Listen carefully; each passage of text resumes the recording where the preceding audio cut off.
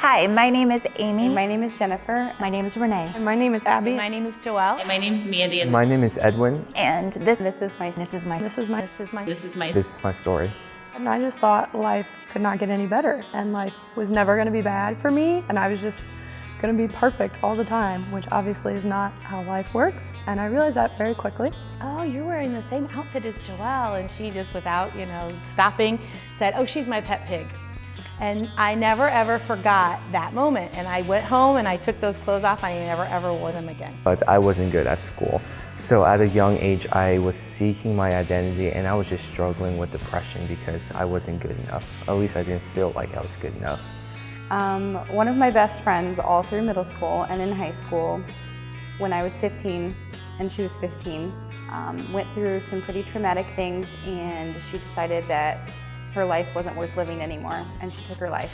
And my dad had had some self-doubt issues his whole life, and it got to a point where he felt like he just didn't have anything left to contribute to the world, to me, to my mom, and he decided to end his life. I just started dealing with this lack of self-respect, this lack of self-value.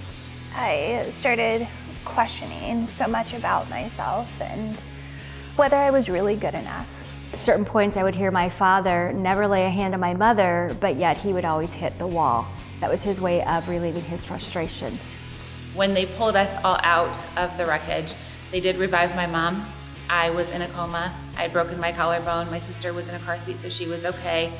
But my mom was not okay, and she woke up from her coma months later with a brain injury and a spinal cord injury.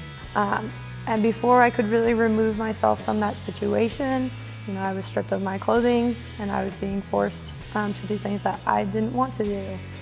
So when I was ready to go into high school, my parents got divorced, and that was kind of another defining, stressful event in my life. I never learned with all of these children in the house that I was valuable, that I was worthy of anything. I never had my parents tell me that they were proud of me. I had a youth pastor, didn't want to talk to my youth pastor. I had teachers that I loved, but I didn't want to talk to my teachers. I just felt like I had nobody to talk to.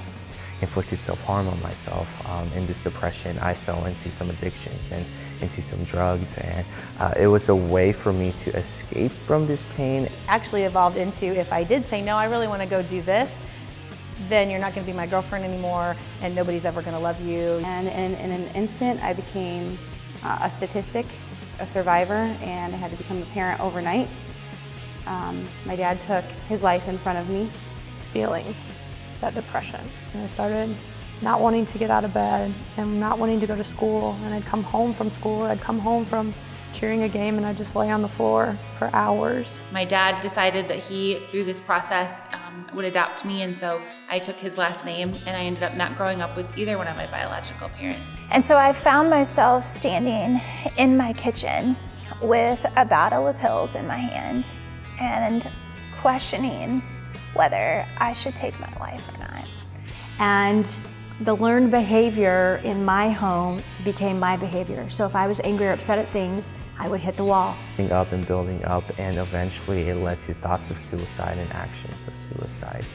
My best friend of 17 years, Alicia, has really helped me through this time. She was there for every suicide that I went through, but especially my dad. She was there within an hour, and I ended up spending most of the evening with her.